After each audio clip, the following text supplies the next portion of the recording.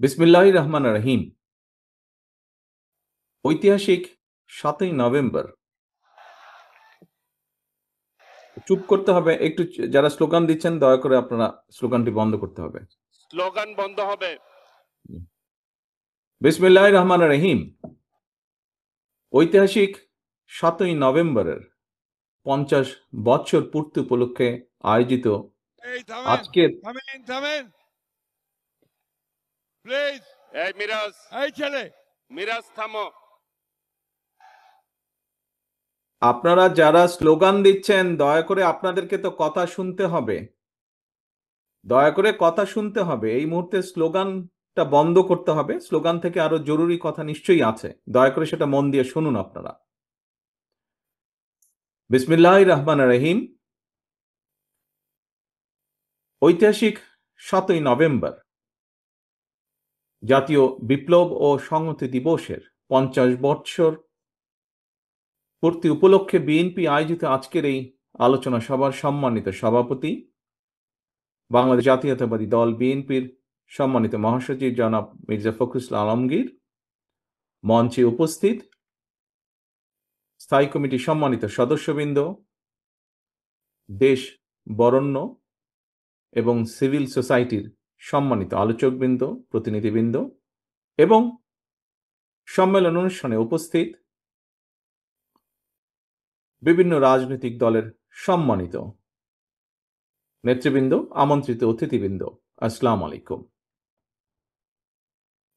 প্রিয় উপস্থিতিবৃন্দ, এতক্ষণ আলোচনায় আমরা ১৯৭৫ সালের ৭ই নভেম্বরের প্রেক্ষাপট এবং দেশের চলমান রাজনৈতিক পরিস্থিতি সম্পর্কে বক্তাদের বিভিন্ন রকম তথ্যবহুল আলোচনা আমরা সকলে মন দিয়ে শুনেছি।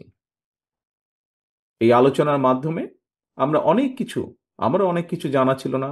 আমার ধারণা এখানে অনেকে উপস্থিত আছেন যাদের অনেক কিছু জানা ছিল না। আমরা এইসব আলোচনার মাধ্যমে সেগুলো জানতে পেরেছি।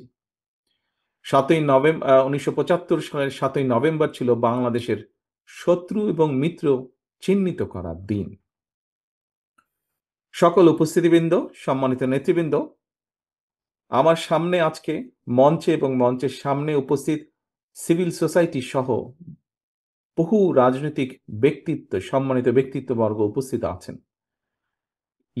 নরমালি আমি চেষ্টা করি আমার বক্তব্য হয়তো একটু ছোট করতে। আজকে যদিও অনুষ্ঠানটি অনেক লম্বা হয়ে গেছে, তারপরেও আমি ক্ষমা চেয়ে নিচ্ছি। আজকে আমার অনেকগুলো কথা আপনাদের সামনে, আমার চিন্তা অনেকগুলো আপনাদের সামনে আমি তুলে ধরতে চাই। সেই জন্য যদিও বা বিরক্তির উদ্রেক হয়, তারপরেও আপনাদেরকে আমি বিনীতভাবে অনুরোধ করব, যদি ধৈর্য সহকারে আমার কথাগুলো বলার সুযোগ আমাকে দেন। ধন্যবাদ।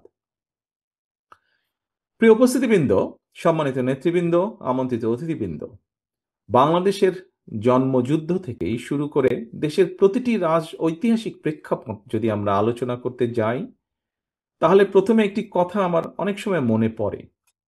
কথাটি অনেকটা এরকম: অতীত নিয়ে সবসময় পড়ে থাকলে এক চোখ অন্ধ, কিন্তু অতীতকে যদি আমরা ভুলে যাই তাহলে মনে হয় আমাদের দু চোখই অন্ধ। সুতরাং আমাদেরকে যেরকম সব সময় ইতিহাস চর্চায় থাকার মনে হয় দরকার নেই, অপরদিকে ভবিষ্যতের পথ চলাও ইতিহাস থেকে শিক্ষা গ্রহণ না করাটাও বোধহয় আরেকটি ঐতিহাসিক ভুল হতে পারে। এবং সেই জন্যই ১৯৭৫ সালের ঐতিহাসিক ৭ই নভেম্বর সম্পর্কে আজকের এখানে সম্মানিত বক্তাবৃন্দর যেই সকল গুরুত্বপূর্ণ বক্তব্য রেখেছেন, তার রেশ ধরে যদি আমি বলি তাহলে বলতে হয়, যারা বাংলাদেশকে তাবেদার রাষ্ট্রে পরিণত করতে চেয়েছিল, যারা জনগণের গণতান্ত্রিক রাজনৈতিক অধিকারকে হরণ করে আমাদের এই প্রিয় মাতৃভূমি বাংলাদেশকে একদলীয় স্বৈরাচারী শাসন কায়েম করতে চেয়েছিল, যারা দেশের শৌর্য, বীর্য, সাহস এবং সম্মানের প্রতীক বাংলাদেশ সেনাবাহিনীর গৌরবকে ভুলুণ্ঠিত করতে চেয়েছিল, ১৯৭৫ সালের ৭ই নভেম্বরের এই দিনে দেশপ্রেমিক সিপাহী জনতার ঐতিহাসিক বিপ্লবের মাধ্যমে তাদের পরাজয় ঘটেছে।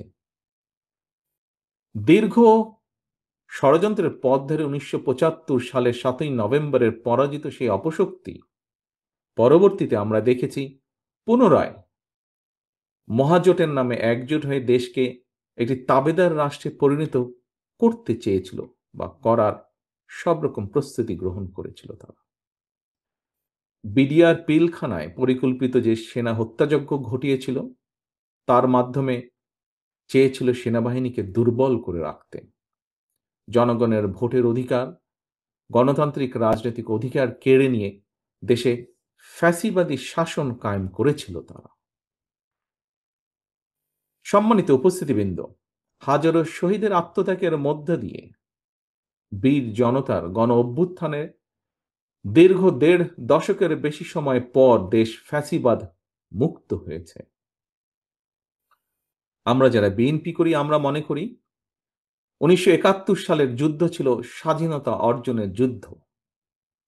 ২০২৪ ছিল দেশ এবং জনগণের স্বাধীনতা রক্ষা।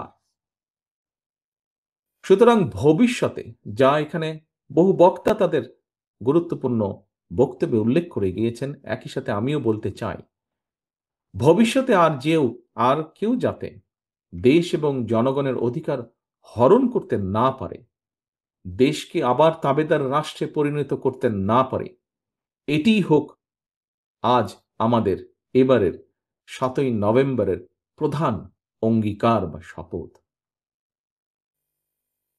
সম্মানিত উপস্থিতিবৃন্দ, এই অধিকার বা এই শপথ বা অঙ্গীকার বাস্তবায়নের জন্য প্রয়োজন জাতীয় ঐক্য। বাংলাদেশের আর্থ, সামাজিক, ভৌগোলিক, রাজনৈতিক বাস্তবতায় জাতীয় ঐক্যকে যদি সমুন্নত রাখতে চাই আমরা, তাহলে আমাদেরকে ৭ই নভেম্বরের মতন সিপাহী জনতার বিপ্লবের চেতনা মনে প্রাণে ধারণ করতে হবে। ১৯৭১ সালের স্বাধীনতা যুদ্ধ, ৭৫-এর ৭ই নভেম্বর তাবেদার অপশক্তির বিরুদ্ধে সিপাহী জনতার বিপ্লব, ৯০-এর স্বৈরাচার বিরোধী আন্দোলন, কিংবা ২০২৪-এর ফ্যাসিবাদ বিরোধী গণ অভ্যুত্থান, এভাবে ইতিহাসের বিভিন্ন সময় প্রতিটি বিপ্লব কিংবা অভ্যুত্থানের একটাই আকাঙ্ক্ষা ছিল, এবং সেই আকাঙ্ক্ষা হল স্বাধীন বাংলাদেশে জনগণের রাজনৈতিক এবং অর্থনৈতিক অধিকার প্রতিষ্ঠা। সম্মানিত উপস্থিতিবৃন্দ, ১.৫ দশকের ফ্যাসিবাদী চক্রের কবল থেকে দেশকে মুক্ত করতে গিয়েও অসংখ্য অগণিত মানুষ জীবন দিয়েছেন। মাত্র সেদিনের কথা, শুধুমাত্র জুলাই আগস্টেই শহীদ হয়েছেন ১৫০০-এরও বেশি মানুষ। ফ্যাসিবাদ পতনের আন্দোলনে ছাত্র জনতা, নারী, পুরুষ, কৃষক, শ্রমিক, সকল শ্রেণী পেশার মানুষ কেন রাজপথে সেদিন নেমে এসেছিলেন? আমাদের জানা থাকা দরকার, জনগণ কিন্তু রাষ্ট্র এবং রাজনীতিতে নিজেদের অধিকার প্রতিষ্ঠার জন্যই সেদিন রাজপথে নেমে এসেছিলেন। একজন রাজনৈতিক কর্মী হিসাবে আমি মনে করি, অবশ্যই কোনো একটি নির্দিষ্ট রাজনৈতিক দল বা গোষ্ঠীর অধিকার প্রতিষ্ঠা কিংবা রাজনৈতিক দর কষাকষির করার সুযোগ সৃষ্টি করে দেওয়ার জন্য হাজারো লাখো মানুষ রাজপথে জীবন বিলিয়ে দেয়নি। সম্মানিত উপস্থিতিবৃন্দ, জনগণের অধিকার প্রতিষ্ঠার জন্য জনগণের সরাসরি ভোটে জনগণের কাছে জবাবদিহিমূলক সরকার প্রতিষ্ঠার ক্ষেত্র যখন প্রস্তুত হচ্ছে, আমরা খেয়াল করে দেখছি তখন কয়েকটি রাজনৈতিক দল অন্তর্বর্তীকালীন সরকারের দুর্বলতার সুযোগ নিয়ে কার্যত গণতান্ত্রিকামী জনগণের রাজনৈতিক অধিকার প্রতিষ্ঠার বিরুদ্ধেই মনে হয় অবস্থান নিচ্ছে বা নিয়েছে।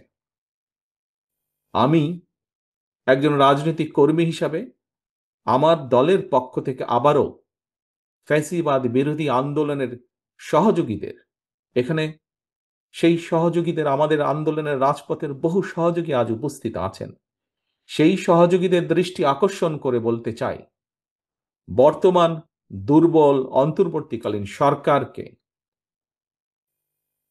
হুমকি ধমকি না দিয়ে আগামী ফেব্রুয়ারি মাসে জনগণের সেই সকল সহযোগী যারা ছিলেন, যাদের নিয়ে বিভিন্ন সন্দেহ প্রকাশ হচ্ছে, তাদেরকে লক্ষ্য রেখে সাথে আজকে যারা উপস্থিত আছেন তাদেরকে সাথে নিয়ে বলতে চাই, অন্তর্বর্তীকালীন সরকারকে হুমকি ধামকি না দিয়ে আগামী ফেব্রুয়ারি মাসে জনগণের মুখোমুখি হই আমরা, চলুন। জনগণের মুখোমুখি আমরা সকলে হই, চলুন।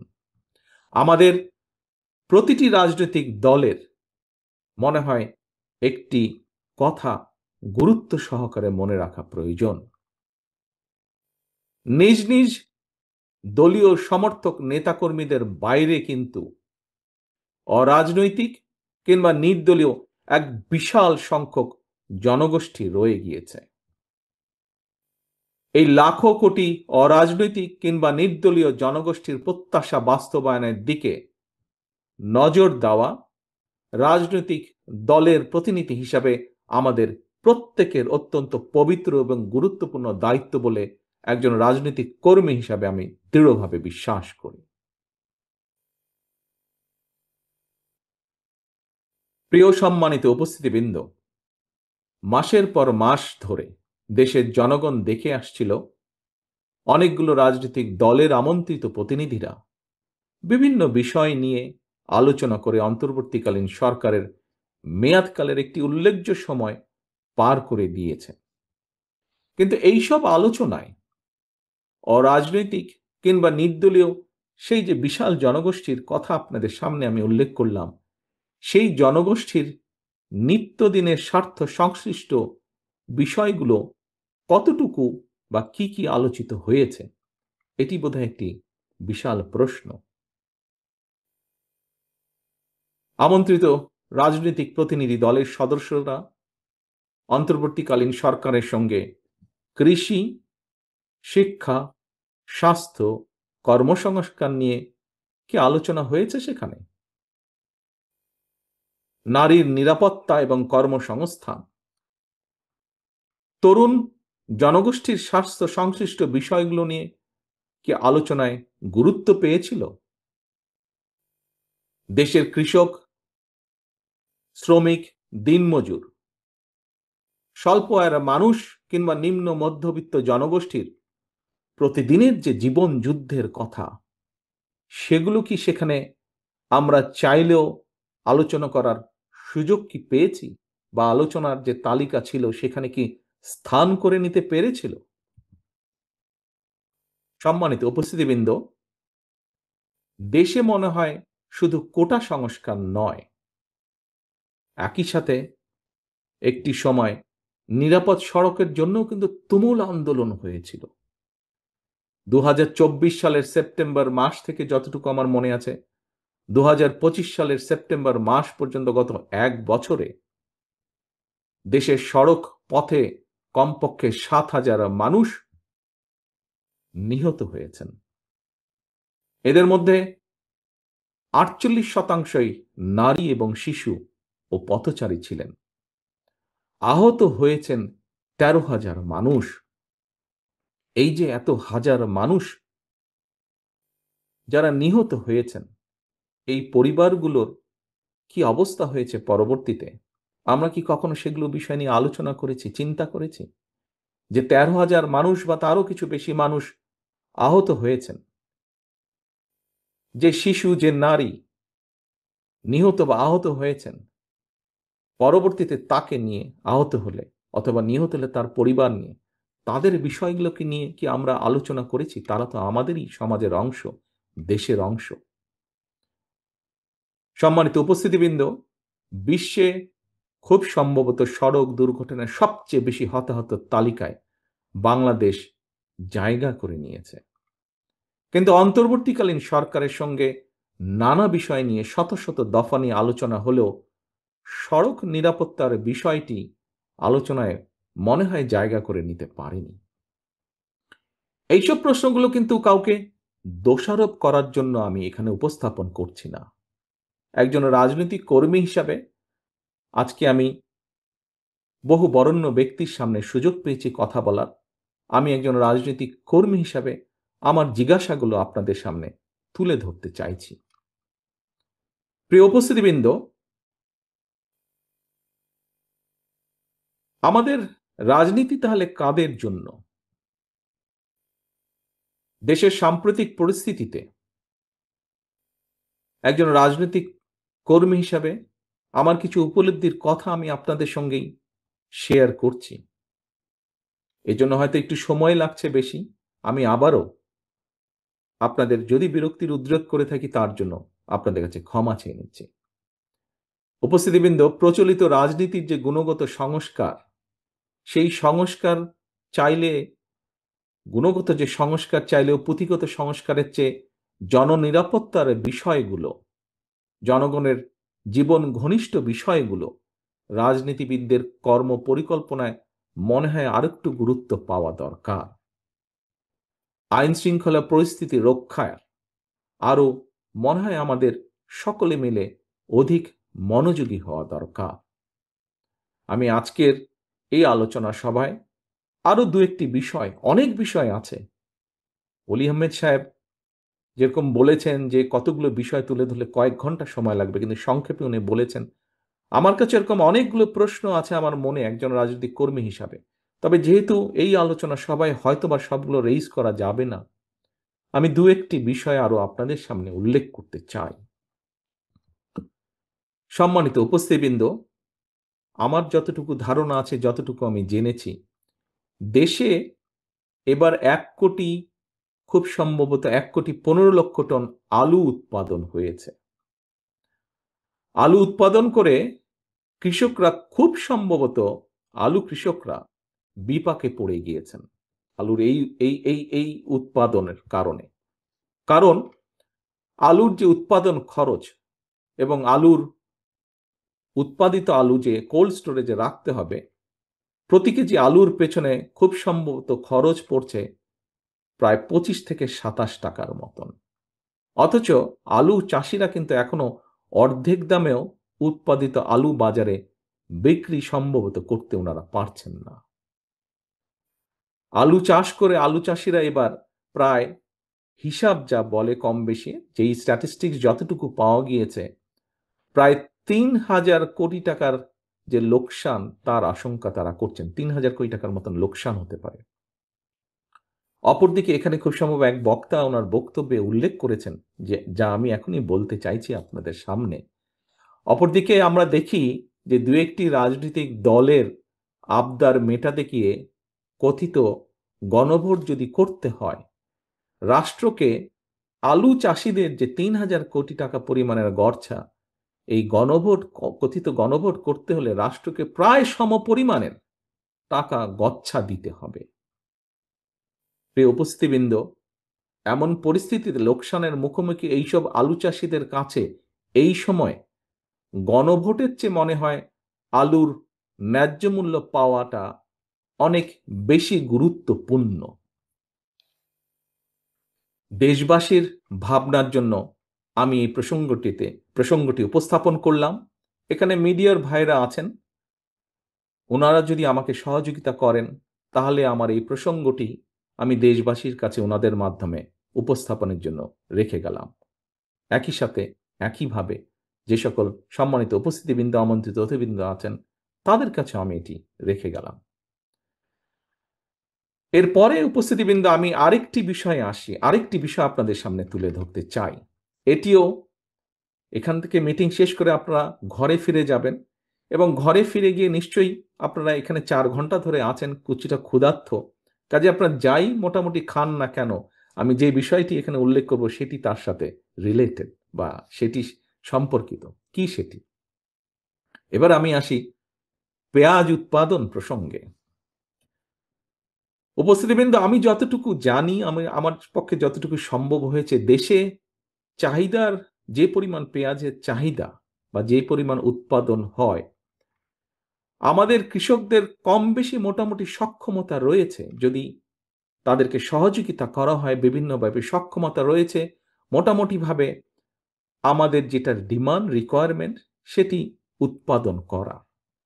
তবে দেশে পেঁয়াজ সংরক্ষণ সুষ্ঠুভাবে সংরক্ষণ করার কোনো ব্যবস্থা সেভাবে না থাকে, অর্থাৎ কোল্ড স্টোরেজ না থাকায় আমাদেরকে প্রতি বছর পেঁয়াজের জন্য নির্ভর করতে হয়, আমদানি করতে হয়। পেঁয়াজ আমদানির উপর নির্ভর করতে হয় আমাদের। Excuse me. আমার কাছে মনে হয়েছে জনগণের হাজার হাজার কোটি টাকা ব্যয় করে কথিত গণভোট উৎপাদনের চেয়ে সেই টাকায় পেঁয়াজ সংরক্ষণাগার বা কোল্ড স্টোরেজ যদি স্থাপন করা হয়, এটা বোধহয় কৃষকদের কাছে গণভোটের চেয়ে অনেক বেশি গ্রহণযোগ্য হবে। তবে সবচেয়ে কষ্ট বা আনফরচুনেট ব্যাপার হচ্ছে, পেঁয়াজ কৃষক বলুন বা অন্য যেই কৃষকের কথাই বলুন না কেন, তাদের কথাগুলো যেরকম তাদের বলার জায়গা নেই, এই মুহূর্তে তাদের হয়ে কথাগুলো তুলে ধরারও বোধহয় কোনো জায়গা নেই। ভেরি আনফরচুনেট যেটি। উপস্থিতিবৃন্দ, সম্মানিত নেতৃবৃন্দ, বরেণ্য ব্যক্তিবর্গ, বর্তমানে দেশে গার্মেন্ট শিল্প থেকে শুরু করে বিভিন্ন সেক্টরে কর্মজীবী নারীর সংখ্যা যতটুকু আমার ধারণা আছে 2 কোটিরও বেশি। এত অধিক সংখ্যক নারী যদি 8 ঘন্টার পরিবর্তে 5 ঘন্টা কাজ করতে বাধ্য হয়, তাহলে তাদের বাকি কর্মঘণ্টার টাকাটা কে দিবে? এটি একটি বিরাট প্রশ্ন। নারীর কর্মঘণ্টা কমানোর কথা বলে চাকরিদাতাদেরকে কি কৌশলে নারীদেরকে চাকরি না দেওয়ার জন্য কি উৎসাহিত করা হচ্ছে না? আমি যতটুকু জেনেছি, এই কথাটি প্রকাশিত হওয়ার পরে দেশের নারী সমাজ, যারা বিভিন্নভাবে কর্মসংস্থানের সাথে সংশ্লিষ্ট আছেন, সেটি গার্মেন্টস হোক বা বিভিন্ন সেক্টরেই হোক, তাদের মধ্যে একটি আতঙ্ক ছড়িয়ে পড়ছে। প্রিয় সম্মানিত উপস্থিতিবৃন্দ, মানুষ যখন কর্মহীন হয়ে পড়ছে, এমন পরিস্থিতিতে কর্মজীবী নারীদের মনে ছড়িয়ে পড়া যে চাকরির সংকোচনের আতঙ্ক, এটা বোধহয় অনেক বেশি গণভোটের চেয়ে দরকার, অনেক বেশি তাদেরকে আশ্বস্ত করা যে তাদের এই আতঙ্কিত হবার কোনো কারণ নেই। তাদের কাছে এই আতঙ্কটি বোধহয় গণভোটের চেয়ে অনেক বেশি গুরুত্বপূর্ণ মনে হয়।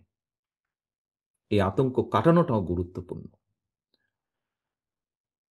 উপস্থিতিবৃন্দ, দেশে বেকারত্বের হার বেড়েই চলেছে। পত্রিকার পাতা খুললেই এরকম সংবাদ প্রায়শই আমাদের চোখে পড়ে।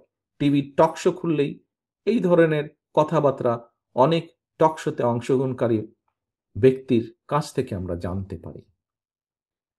সম্প্রতি একটি বেসরকারি গবেষণা প্রতিষ্ঠানের রিপোর্টে বলা হয়েছে, দেশে বর্তমানে দারিদ্র্যের হার 28% এবং আরো 18% মানুষ যে কোনো সময় গরিব হওয়ার ঝুঁকিতে রয়েছেন। স্ট্যান্ডার্ড অনুযায়ী যেই স্কেলের নিচে গেলে গরিব বলে একজন মানুষকে মনে করা হয়, এরকম 18% মানুষ সেই ঝুঁকিতে রয়েছেন। দেশে শিক্ষিতদের মধ্যে বেকারত্বের হার বেড়েই চলেছে। দেশে উচ্চ মাধ্যমিক এবং গ্র্যাজুয়েট ডিগ্রিধারী প্রতি 5 জনের মধ্যে একজন বেকার।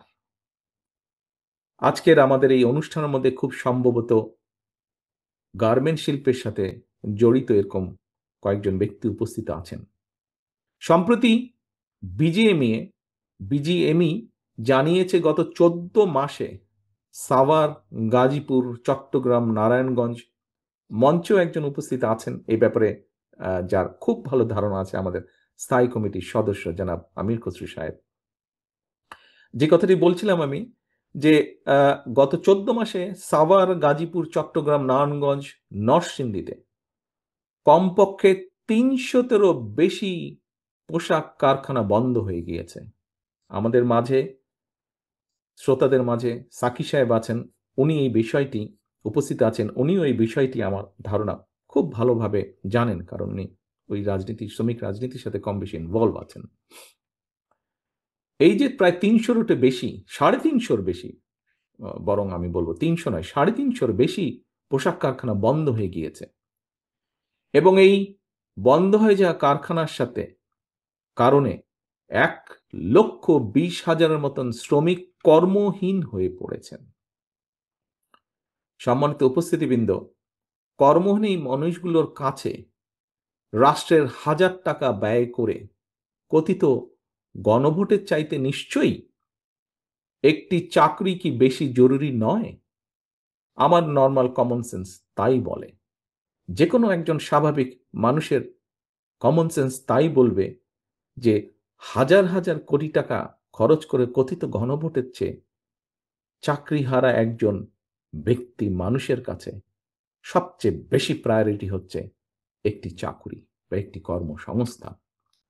আনফরচুনেটলি মাসের পর মাস রাষ্ট্র মেরামতের নানা উপাদান নিয়ে আমরা আলোচনা করেছি, কিন্তু রাষ্ট্রের লক্ষ লক্ষ বেকারদের কর্মসংস্থান নিয়ে আলোচনার জন্য একটি দফা বা একটি দিনও আমরা নির্ধারণ করিনি বা করতে পারিনি। সম্মানিত নেতৃবৃন্দ, বিশিষ্ট উপস্থিত ব্যক্তিবর্গ, দীর্ঘ 1.5 দশকের ফ্যাসিবাদী শাসন আমলে দেশের শিক্ষা ব্যবস্থাকে সম্পূর্ণভাবে পরিকল্পিতভাবে ধ্বংস করে দেওয়া হয়েছিল। এত সংস্কার কমিটি হলো, অথচ একটি শিক্ষা সংস্কার কমিটি কিন্তু করা হলো না। শিক্ষা ব্যবস্থা বিপর্যয়ের একটি ছোট্ট দিক, কিন্তু আমার দৃষ্টিতে অসম্ভব গুরুত্বপূর্ণ একটি দিক আপনাদের সামনে আজকের এই আলোচনা সভায় আমি উপস্থাপন করতে চাই। উপস্থিতিবৃন্দ, গত অক্টোবর মাসে প্রকাশিত উচ্চ মাধ্যমিক, আমি জানি না আপনারা খেয়াল করেছেন কিনা, বিষয়টি যেভাবেই হোক আমি খেয়াল করার সুযোগ হয়েছে আমার। গত অক্টোবর মাসে প্রকাশিত উচ্চ মাধ্যমিক পরীক্ষার ফলাফলে যদি আমরা বিবেচনা করি, আমরা দেখব 2025 সালে উচ্চ মাধ্যমিক পরীক্ষায় পাশের হার ছিল সর্বনিম্ন। শুধু তাই নয়, আমরা যদি আরেকটি জিনিস খেয়াল করি, সবগুলো যদি বিবেচনা করি, দেশে 200টারই বেশি শিক্ষা প্রতিষ্ঠান যেখানে একজন শিক্ষার্থীও পাশ করেনি। এটি তো গেল একটি দিক। এর ভিতরে আরেকটি অত্যন্ত ডেঞ্জারাস বিষয়, খুব অ্যালার্মিং একটি বিষয় আপনাদের সামনে আমি এখন উপস্থাপন করতে চাই। সিরিয়াস বা দুশ্চিন্তার বিষয় হলো, সবচেয়ে বেশি শিক্ষার্থী অকৃতকার্য হয়েছেন ইংরেজি বিষয়ে, ইংরেজি সাবজেক্টে। 9টি সাধারণ শিক্ষা বোর্ডের অধীনে 1/3 বেশি শিক্ষার্থী ইংরেজি সাবজেক্টে পাশ করেননি বা করতে পারেননি। উপস্থিতিবৃন্দ, ইংরেজির পরে সবচেয়ে বেশি সংখ্যক শিক্ষার্থী যেটিতে অকৃতকার্য হয়েছেন সেটি হচ্ছে তথ্য প্রযুক্তি, অর্থাৎ আইসিটি। এই বিষয়ে অকৃতকার্য হয়েছেন। ইংরেজি এবং আইসিটির মতন এমন গুরুত্বপূর্ণ দুটি বিষয় এভাবে অকৃতকার্য হতে থাকলে বর্তমানে এই এআই যুগের এই প্রতিযোগিতামূলক বিশ্বে একটা জাতি হিসাবে আমরা কিভাবে সম্মান এবং মর্যাদার সঙ্গে টিকে থাকবো বা থাকা সম্ভব, আমার মনে হয় এই বিষয়টি এখানে আমরা যারা ঘরে উপস্থিত আছি, বিশেষ করে যারা আমরা জনগণকে সামনে রেখে জনগণের জন্য রাজনীতি করি, আমাদের প্রত্যেকটি মানুষকে অত্যন্ত সিরিয়াসলি বোধহয় চিন্তা করা প্রয়োজন।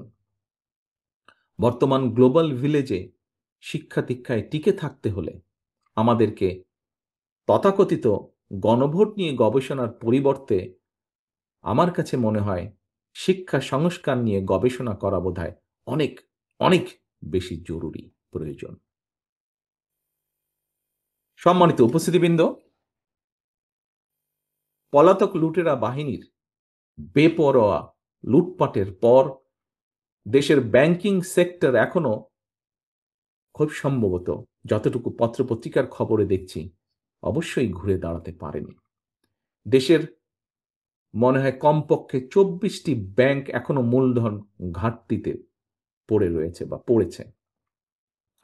আমি এখানে কতগুলো বিষয়, কতগুলো কনসার্ন আমি আপনাদের সামনে তুলে ধরছি। কাউকে কোনো রকম ভয় দেখাতে চাইছি না আমি, বাট একজন রাজনৈতিক কর্মী হিসেবে আমার কতগুলো কনসার্ন আমি আপনাদের সামনে তুলে ধরতে চাইছি। উপস্থিতিবৃন্দ, দেশের অর্থনৈতিক পরিস্থিতি আমরা কম বেশি যদি সকল কিছু বিবেচনা করি, কম বেশি দিনে দিনে নাজুক হয়ে উঠছে। জিডিপি, যে জিডিপি নিয়ে আমরা বিগত সময়ে শুনেছি, স্বৈরাচারের সময় শুনেছি অনেক বড় বড় কথা, সেটি যে একটি ফাঁপা বেলুন ছিল এটি প্রকাশিত হয়ে গিয়েছে। সেই জিডিপি প্রবৃদ্ধির হার মোটেও আশা অনুরূপ নয়। 2006 সালে বিএনপি সরকার যখন তত্ত্বাবধায়ক সরকারের কাছে রাষ্ট্র ক্ষমতা হস্তান্তর করেছিল, সেই সময় জিডিপির হার ছিল অলমোস্ট 7 পয়েন্টের কাছাকাছি। এরপরে যত সময় পার হয়েছে, কোনো লুটেরা সরকারের সময় তা লুট হয়েছে, সেই লুট তারাজ দুর্নীতি সবকিছু আনপ্ল্যান অপশাসন কুশাসনের কারণে বিএনপি রেখে যাওয়া সেই অলমোস্ট প্রায় 7%, 6.8 থেকে 7% যে জিডিপি বিএনপি রেখে এসেছিল, সেটি অতিক্রম করা সম্ভব হয়নি। এবং সবচেয়ে আশঙ্কার বিষয় হচ্ছে 200 মিলিয়ন বা 20 কোটি মানুষের দেশে এই মুহূর্তে যে জিডিপি বিএনপি রেখে এসেছিল অলমোস্ট 6%, এখন প্রেডিকশন হচ্ছে এই নেক্সট ইয়ারে প্রেডিকশন হচ্ছে জিডিপি 4% উপরে কোনোভাবেই যাচ্ছে না, বরং কিছুটা হলেও 4% কম থাকছে। এখানে বহু ব্যবসায়ী আছেন সহ বহু মানুষ আমরা উপস্থিত আছি। এই বিষয়গুলো মনে হয় আমাদের চিন্তা করা অত্যন্ত অত্যন্ত প্রয়োজন। এই 20 কোটি মানুষকে যদি বাঁচিয়ে রাখতে হয়, দেশকে যদি সামনে এগিয়ে নিতে হয়। উপস্থিতিবৃন্দ, আমি জানি আমার বক্তব্য লম্বা হয়ে যাচ্ছে, আমি সংক্ষিপ্ত করে আনছি আমার বক্তব্য। উপস্থিতিবৃন্দ, রফতানি আয় এবং রেমিটেন্স দেশে এই মুহূর্তে এই দুটি খাতই দেশের অর্থনীতির প্রধান ভরসার খাত।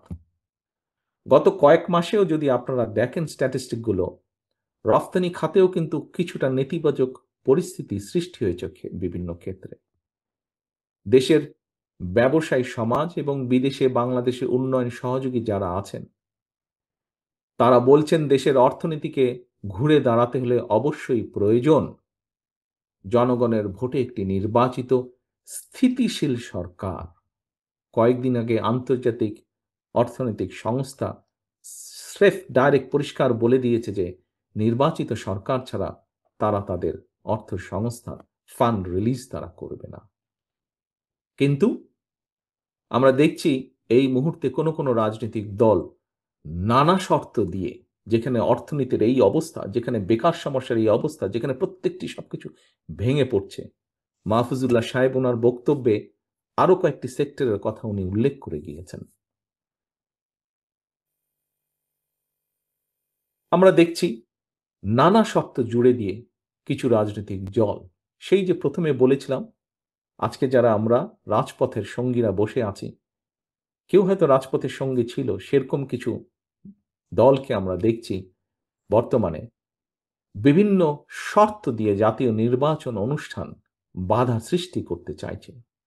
জাতীয় নির্বাচন অনুষ্ঠান নিয়ে জটিলতা সৃষ্টির অর্থ একদিকে নির্বাচন না করেই হয়তো রাষ্ট্রের খবরদারির সুযোগ গ্রহণ করা, অপরদিকে রাজনীতি ভাবে যদি বলতে হয় পরিষ্কারভাবে যা দিবালকের মতন পরিষ্কার, অপরদিকে পতিত পরাজিত পলাতক স্বৈরাচারের পুনর্বাসনের পথকে সুগম করে দেওয়া। পলাতক স্বৈরাচারী সহযোগীরা গত কয়েকদিনে আমরা দেখছি খোদ রাজধানীতে যেভাবে আগুন সন্ত্রাস চালিয়েছে, ফ্যাসিবাদী বিরোধী শক্তির করণীয় সম্পর্কে এটা একটা সতর্ক বার্তা হতে পারে বলে আমার কাছে মনে হয়। এখনই সবার কাছে স্পষ্ট, ফ্যাসিবাদ বিরোধী আন্দোলনে একটা দল ফ্যাসিবাদের নিষ্ঠুরতা থেকে নিজেদেরকে বাঁচাতে গিয়ে, যেটি তাদের বিভিন্ন পর্যায়ের নেতৃবৃন্দ অনেক সময় বিভিন্ন জায়গায় উল্লেখ করেছে, যে নিজেদেরকে বাঁচাতে গিয়ে তারা ফ্যাসিবাদের ছাতার নিচে আশ্রয় নেওয়ার কৌশল অবলম্বন করেছিল। সম্মানিত উপস্থিতিবৃন্দ, বর্তমান পরিবর্তিত পরিস্থিতিতে সেই পতিত পরাজিত পলাতক স্বৈরাচার একইভাবে ফ্যাসিবাদ বিরোধী আন্দোলনে থাকা সেই দলটির ছাতার নিচে আশ্রয় নিয়েছে কিনা মনে হয় এটি আমাদের সকলের দেখার বা ভাবার সময় এসছে। গণভোটের আড়ালে পতিত পরাজিত পলাতক অপশক্তিকে রাষ্ট্র রাজনীতিতে পুনর্বাসনের সুযোগ করা দেয়া হচ্ছে কিনা আমি এই ব্যাপারে মিডিয়ার ভাইদের মাধ্যমে, সম্মানিত আলোচকবৃন্দের মাধ্যমে, সম্মানিত রাজনৈতিক বরেণ্য ব্যক্তির মাধ্যমে, সিভিল সোসাইটির ব্যক্তিদের মাধ্যমে সকলকে এই ব্যাপারে সতর্ক দৃষ্টি রাখার জন্য দেশের গণতান্ত্রিক আমি জনগণের প্রতি আহ্বান জানাই। সম্মানিত উপস্থিতিবৃন্দ, স্বল্প মেয়াদে অন্তর্বর্তীকালীন সরকারের কাছে জনগণের সকল ক্ষেত্রে সার্বিক সফলতা আশা জনগণ সকল ক্ষেত্রে সার্বিক সফলতা আশা করে না। এটি অন্তর্বর্তীকালীন সরকারের প্রধান দায়িত্ব নয়। অন্তর্বর্তীকালীন সরকার দেশে আগামী ফেব্রুয়ারি মাসে জাতীয় নির্বাচন অনুষ্ঠানের সময় নির্ধারণ করেছে। এখন সরকারকেই সিদ্ধান্ত নিতে হবে তারা কি একটি রাজনৈতিক দলের আকাঙ্ক্ষা বাস্তবায়ন করবে, নাকি দেশের গণতান্ত্রিকামী জনগণের কাছে জবাবদিহিমূলক একটি সরকার প্রতিষ্ঠার লক্ষ্যে ফেব্রুয়ারির জাতীয় নির্বাচনকে অগ্রাধিকার বা প্রায়োরিটি তারা দেবে। রাজপথের আন্দোলনের সকল সঙ্গীদের দৃষ্টি আকর্ষণ করে বলতে চাই, এই কথাটি আমি আগেও বলেছিলাম, আজও আবার আপনাদের সামনে আমি তুলে ধরতে চাই। উত্তর কোরিয়ার সংবিধানে লেখা রয়েছে democratic people's republic of Korea. প্রিয় উপস্থিতিবৃন্দ, সম্মানিত নেতৃবৃন্দ, সংবিধানে লেখা থাকলেই সবকিছু কি নিশ্চিত হয়ে যায়? হয়তো হয়ে যায় না। বাংলাদেশের ইতিহাস কিন্তু তাই বলে কম বেশি। আসলে সবার আগে প্রয়োজন রাষ্ট্র রাজনীতি সম্পর্কে, প্রয়োজন মানসিকতার পরিবর্তন, প্রয়োজন রাজনৈতিক সমঝোতার, প্রয়োজন গণতান্ত্রিক মানসিকতার, সর্বোপরি প্রয়োজন দেশপ্রেম এবং জাতীয় ঐক্য। দেশ এবং জনগণের বৃহত্তর স্বার্থে দেশের সবচেয়ে জনপ্রিয় এবং জনসমর্থিত দল হওয়া সত্ত্বেও ফ্যাসিবাদ বিরোধী জাতীয় ঐক্য অটুট রাখার ব্যাপারে বিএনপি সর্বোচ্চ ছাড় দিয়েছে। সম্মানিত উপস্থিতিবৃন্দ, এটি কথার কথা নয়, এটি প্রমাণিত। 2 এবং 2 যেমন 4 হয় যোগফল, এটিও প্রমাণিত। আমরা যদি কাগজপত্রগুলো দেখি তাহলে দেখব বিএনপি সর্বোচ্চ ছাড় দিয়েছে। রাজনৈতিক ঐক্যমত কমিশনের প্রতিটি দফা পর্যালোচনা করলে দেখা যাবে বিএনপি অধিকাংশ পয়েন্টে ইতিবাচক দৃষ্টিভঙ্গির পরিচয় দিয়েছে। আমাদের বক্তব্য একদম পরিষ্কার। জুলাই সনদে যা অঙ্গীকার করা হয়েছে, যা আমরা সই করে এসেছি, বিএনপি এইসব অঙ্গীকার রক্ষা করবে, রক্ষা করতে দৃঢ় প্রতিজ্ঞ। তবে কোনো রাজনৈতিক দল যদি অন্তর্বর্তীকালীন সরকারকে দুর্বল পেয়ে যা ইচ্ছা তাই আদায় করে নিতে চায়, কিংবা জনগণের দ্বারা বিএনপির বিজয় ঠেকাতে চায় বা কোনো অপকৌশল গ্রহণ করে, সেটি মনে হয় শেষ পর্যন্ত তাদের নিজেদের জন্যই রাজনৈতিক বিপর্যয়ের কারণ হয়ে দাঁড়াবে বা দাঁড়াতে পারে কিনা সে ব্যাপারে তাদের বোধহয় সতর্ক থাকা দরকার। রাজপথের সঙ্গীদের প্রতি আহ্বান, সেই সঙ্গীদের প্রতি যারা পরিস্থিতি ঘোলাটা করছেন বা করার চেষ্টা করছেন, দয়া করে পরিস্থিতি ঘোলাটা করবেন না। স্বাধীনতা এবং স্বাধীনতা প্রিয় দেশবাসী, বাংলাদেশের স্বাধীনতা সার্বভৌমত্ব বিরোধী চক্রান্ত নস্যাৎ এবং জনগণের গণতান্ত্রিক অধিকার রক্ষায় 1975 সালে 7ই নভেম্বরে সংগঠিত সিপাহী জনতার বিপ্লব উপলক্ষে আজকের আয়োজিত এই আলোচনা সভায় আমি স্বাধীনতার ঘোষকের একটি কথা আপনাদের সামনে আবার উচ্চারণ করতে চাই। অনেক আগে আমি কথাটি বলেছিলাম। সেই কথাটি কি? স্বাধীনতা ঘোষকের সেই কথাটি হচ্ছে, জাতীয় ঐক্য আমাদের শক্তি, বিভাজন আমাদের দুর্বলতা। সম্মানিত অতিথিবৃন্দ, বরেণ্য রাজনৈতিক বর্গ, সিভিল সোসাইটির সম্মানিত সদস্যবৃন্দ, আজকের আলোচকবৃন্দ, আমি আমার বক্তব্য শেষ করে দিতে চাই। শেষ করার আগে আমি একটি স্লোগান আপনাদের সামনে তুলে ধরতে চাই। এই স্লোগানটি 7ই নভেম্বর উপলক্ষে আজ আবার আমি আপনাদের সামনে উল্লেখ করতে চাই, তুলে ধরতে চাই। স্লোগানটি আমি আগেও দিয়েছি। আমি স্লোগানটি দেওয়ার মাধ্যমেই আমার বক্তব্য শেষ করব। ধৈর্য সহকারে আমার এই দীর্ঘ বক্তব্য আপনারা শোনার জন্য আপনাদেরকে আন্তরিকভাবে আমি ধন্যবাদ জানাতে চাই। প্রিয় সকল উপস্থিতিবৃন্দ, আমার সেই স্লোগানটি হচ্ছে, দিল্লি নয়, পিন্ডি নয়, নয় অন্য কোনো দেশ, সবার আগে বাংলাদেশ। আল্লাহ হাফেজ। বাংলাদেশ জিন্দাবাদ। বাংলাদেশ জাতীয়তাবাদী দল জিন্দাবাদ।